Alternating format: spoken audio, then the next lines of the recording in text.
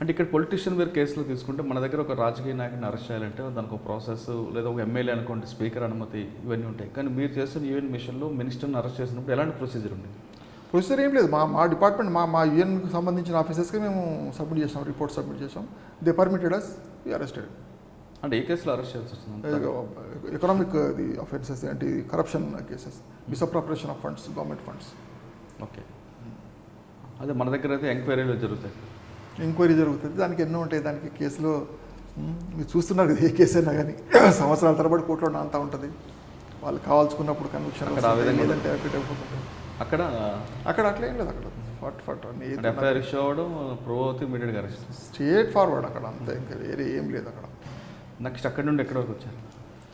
అక్కడ నుండి మళ్ళీ ఇండియాకి వచ్చిన తర్వాత ఎస్ఐబి చేయను. ఎస్ఐబిలో స్పెషల్ ఇంటెలిజెన్స్ బ్రాంచ్లో ఇందులో ఒక 2 years చేయగానే ప్రమోషన్ వచ్చింది డిఎస్పీగా.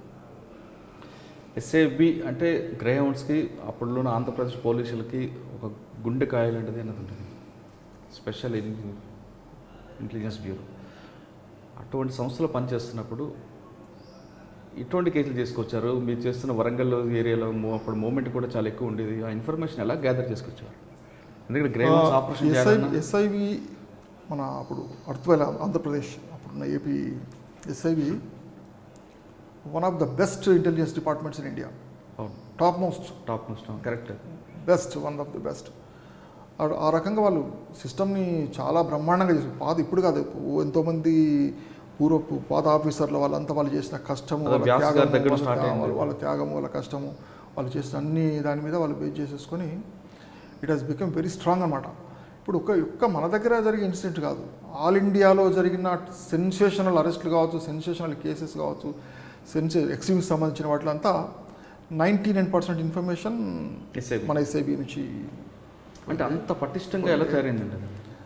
పటిష్టంగా తయారైందంటే కారణం ఏంటంటే కూడా ఇక్కడ నక్సల్స్ వ్యవస్థ చాలా పటిష్టంగా ఉండేది కాబట్టి వాళ్ళకి ధీటుగా ఉండడానికి అని చెప్పేసి అట్లాంటి వ్యవస్థ మనం తయారు చేయాల్సి వచ్చింది అక్కడ మనం. అందుకోసం ఇప్పుడు ఇక్కడ తెలంగాణలో ఇక్కడ ఆంధ్ర దాదాపు ఏపీలో కూడా లేరు కదా, ఇక్కడ అంతా పక్కకి వెళ్ళిపోయారు. ఇక్కడంతా వేరే చోట్ల ఉన్నారు తప్ప మన దగ్గర అంతా పక్కడబంది. ఫంక్షన్కి ఎలాగుంటుంది అంటే జనరల్గా ఇంటెలిజెన్స్ ఫంక్షన్ వేరు, ఎస్ఐబి ఫంక్షన్ వేరే ఉంటుంది.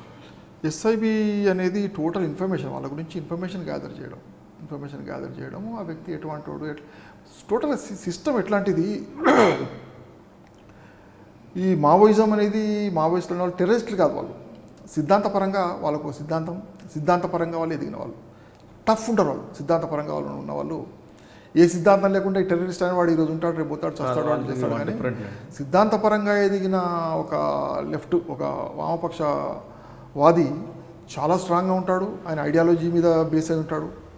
కాబట్టి వాళ్ళ ఆర్గనైజేషన్ కూడా సిస్టమేటిక్గా ఉంటుంది, చాలా సిస్టమేటిక్గా ఉంటుంది, చాలా పకడ్బందీగా, చాలా సిస్టమేటిక్గా వాళ్ళు ఉంటారు. కానీ వాళ్ళు చేసిన కొన్ని తప్పులు, మన పోలీస్ డిపార్ట్మెంట్ ఎస్ఐబి కావచ్చు, వీళ్ళు చేసిన కొన్ని పకడ్బందీ వ్యూహాలతోటి వాళ్ళు వీక్ కావడం జరిగింది. ఓకే.